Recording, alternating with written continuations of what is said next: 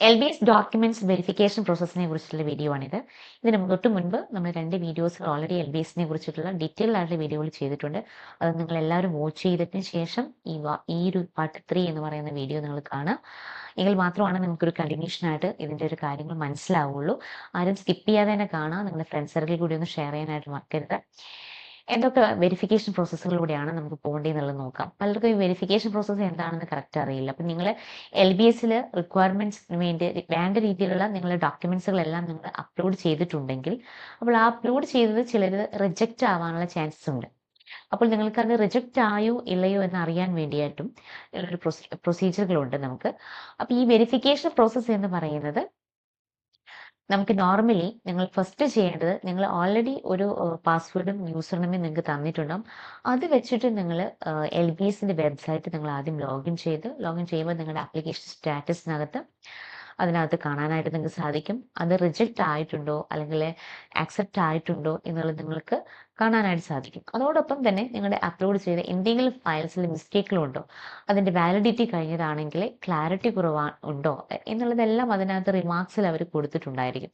അപ്പോൾ അത് ശ്രദ്ധിച്ചതിന് ശേഷം നിങ്ങളുടെ കയ്യിൽ നിന്ന് എന്തെങ്കിലും രീതിയിലുള്ള മിസ്റ്റേക്ക് വന്നിട്ടുണ്ടോ എന്നത് വെരിഫൈ ചെയ്ത് LBS തന്നെ നമുക്ക് കാണിച്ചു തരുന്നതായിരിക്കും. അപ്പോൾ ആ റിമാർക്സ് നോക്കി നിങ്ങൾ കറക്ഷൻസുകളെല്ലാം തന്നെ അപ്ഡേറ്റ് ചെയ്യുക.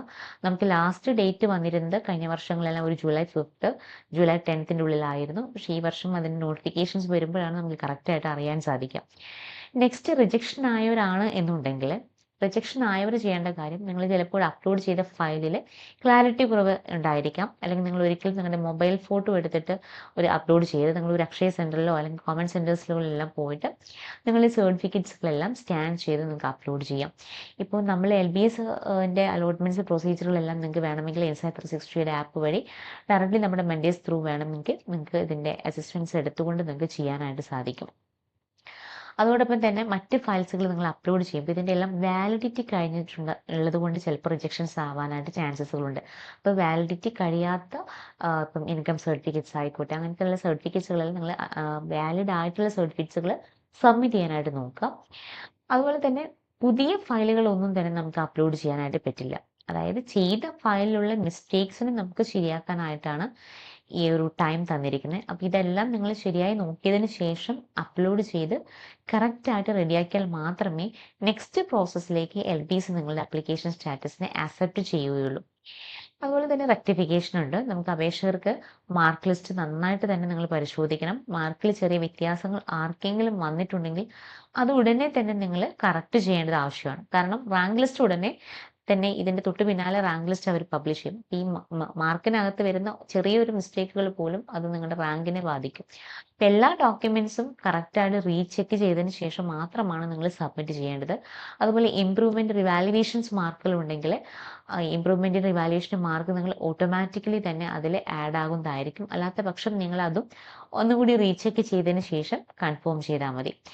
പിന്നെ നമ്മൾ പലരും ഈ റിമാർക്സ് എല്ലാം ക്ലിയർ ചെയ്തിട്ടുണ്ടാകും. പക്ഷെ അപ്ലോഡ് ചെയ്തിട്ടുണ്ടാകുമ്പോൾ ഈ ഡോക്യുമെൻറ്റ്സുകളെല്ലാം റിമാർക്സിന് താഴെയായിട്ട് നിങ്ങൾക്കൊരു കൺഫർമേഷൻ ഓപ്ഷൻ ഉണ്ടാവും. അത് കൺഫേം ചെയ്താൽ മാത്രമാണ് നിങ്ങൾക്ക് ബാക്കിയുള്ള പ്രൊസീജിയറിലേക്ക് ആക്സെപ്റ്റൻസ് കിട്ടുകയുള്ളൂ. അപ്പോൾ LBSനകത്ത് ഇത് വളരെ ഇമ്പോർട്ടൻ്റ് ആയിട്ടുള്ള കാര്യം തന്നെയാണ്. പലരും ഈ കൺഫർമേഷൻസ് കൊടുക്കാതെ പോയിട്ട് ആപ്ലിക്കേഷൻസ് എല്ലാം റിജക്ഷൻ ആയിട്ടുണ്ട്. കഴിഞ്ഞ വർഷങ്ങളെല്ലാം പല കുട്ടികളും നമ്മളോട് വിളിച്ച് സംസാരിച്ചിട്ടുള്ള കാര്യങ്ങളാണ് ഇതെല്ലാം. അതുപോലെ നമുക്ക് റാങ്ക് ലിസ്റ്റ് എന്ന് പറയുന്നത് 2 കാറ്റഗറി റാങ്ക് ലിസ്റ്റാണ് വരുന്നത്. ഒന്ന് പ്രൊഫഷണൽ റാങ്ക് ലിസ്റ്റും ഒന്ന് ഫൈനൽ റാങ്ക് ലിസ്റ്റും. പ്രൊഫഷണൽ റാങ്ക് ലിസ്റ്റ് നിങ്ങളുടെ കാറ്റഗറി അനുസരിച്ച് വരുന്ന റാങ്ക് ലിസ്റ്റാണിത്. ഇതൊരു മെയിൻ റാങ്ക് ലിസ്റ്റ് അല്ല എന്ന് എല്ലാവരും പ്രത്യേകം ശ്രദ്ധിക്കുക. ഈ ലിസ്റ്റ് ഡൗൺലോഡ് ചെയ്താൽ കാണാൻ സാധിക്കുന്നത് നിങ്ങൾക്ക് റിസർവേഷൻ കാറ്റഗറിയിൽ ഉൾപ്പെടുത്തിയിട്ടുണ്ടോ എന്നുള്ളതാണ്. അപ്പം നിങ്ങൾ ഏത് കാറ്റഗറിയിലാണോ ഡോക്യുമെൻറ്റ്സ് നൽകിയത്, ഉദാഹരണത്തിന് നിങ്ങളൊരു മുസ്ലിം ആണെന്നുണ്ടെങ്കിൽ അവരുടെ കാറ്റഗറി ഏതാണ് എന്ന് തെളിയിക്കുന്ന ഡോക്യുമെൻറ്റ്സ് കറക്റ്റായിട്ട് നിങ്ങൾ LBS ആപ്ലിക്കേഷൻ വഴി അപ്ലോഡ് ചെയ്തിട്ടുണ്ടെങ്കിൽ നിങ്ങളുടെ പേര് ആ ലിസ്റ്റിനകത്ത് കാണുന്നതായിരിക്കും. ഇതിൽ ശ്രദ്ധിക്കേണ്ട ഒരു കാര്യം, ഡോക്യുമെൻറ്റുകൾ കറക്റ്റായിട്ടല്ല നിങ്ങൾ അപ്ലോഡ് ചെയ്തിട്ടുള്ളത് എന്നുണ്ടെങ്കിൽ LBS നിങ്ങൾ റിസർവേഷൻ കാറ്റഗറിയിൽ ഉൾപ്പെടുത്തില്ല എന്നുള്ളതാണ് അതിനർത്ഥം. ഇത് കാരണം നിങ്ങളുടെ ആപ്ലിക്കേഷൻ മൊത്തമായിട്ട് റിജക്റ്റ് ആയിട്ട് പോവുകയില്ല. പക്ഷെ നിങ്ങൾക്ക് റിസർവേഷൻ കിട്ടാനുള്ള ചാൻസ് അവിടെ വെച്ചിട്ട് സ്റ്റോപ്പ് ആവുകയാണ് ചെയ്യുന്നത്. പ്രൊഫഷണൽ റാങ്ക് ലിസ്റ്റ് വന്നതിന് ശേഷം നമുക്ക് ഇതുപോലെ തന്നെ ഇതിൻ്റെ ഒരു കറക്ഷൻ ടൈം ഉണ്ടായിരിക്കും. അതിനുശേഷം മാത്രമേ മെയിൻ റാങ്ക് ലിസ്റ്റ് വരികയുള്ളൂ. അപ്പോൾ ഇതിനകത്ത് നിങ്ങൾക്ക് സ്പോർട്സ് കാറ്റഗറിയിലുള്ള റാങ്ക് ലിസ്റ്റുകൾ പബ്ലിഷ് ചെയ്യാം. അതുപോലെ NCC കോട്ട റാങ്ക് ഉണ്ടായിരിക്കാം. അങ്ങനെ ടീം ഇവൻറ്റ്സുകൾ ഉണ്ടായിരിക്കാം. അതുപോലെ സ്പെഷ്യൽ റിസർവേഷൻ കാറ്റഗറീസുകളുണ്ട്. ഇപ്പോൾ ഡിപ്പെൻഡൻറ്റ് ഓൺ ഡിഫൻസ് പേഴ്സൺ ആണെങ്കിൽ, അതുപോലെ തന്നെ ഡിഫൻസ് പേഴ്സൺ ഡൈഡ്, അങ്ങനെ റിലേറ്റഡ് ആയിട്ടുള്ള ഒത്തിരി സ്പെഷ്യൽ റിസർവേഷൻ കാറ്റഗറിയിലുള്ള എക്സ് സർവീസ്മെൻ കോട്ടയുണ്ട്. അപ്പം ഇത്തരത്തിലുള്ളവർക്കും ഇതിലുള്ള കാറ്റഗറി അതാത് കാറ്റഗറികളുടേതായിട്ടുള്ള നിങ്ങൾക്ക് അലോട്ട്മെൻറ്റ്സിനകത്ത് അപ്ലിക്കേഷൻസ് നിങ്ങൾ കൊടുക്കാനായിട്ട് ശ്രദ്ധിക്കേണ്ടതായിട്ടുണ്ട്.